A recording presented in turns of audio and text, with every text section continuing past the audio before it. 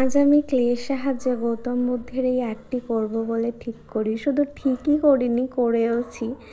যাই হোক, আর এই আর্টটা করার সময় আমি ভাবছিলাম ছোটোবেলায় কেন একটু ভালো করে আঁকাটা শিখলাম না। আমজামের বেশি কিছু আমি আঁকতে পারি না, আর আমি পড়েছিলাম ঘোর বিপদে।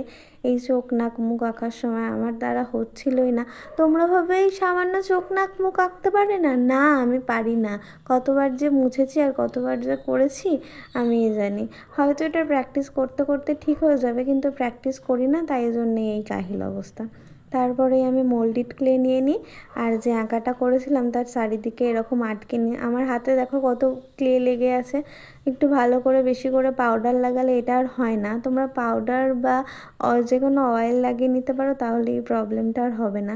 তারপর আমি হোয়াইট কালার দিয়ে বেসটা করে নিয়েছিলাম, আর এর ওপর তারপর আমি কালো দিয়েছিলাম। হোয়াইট কালারটা করেছিলাম যাতে কালো রঙটা ভালো করে বোঝা যায়।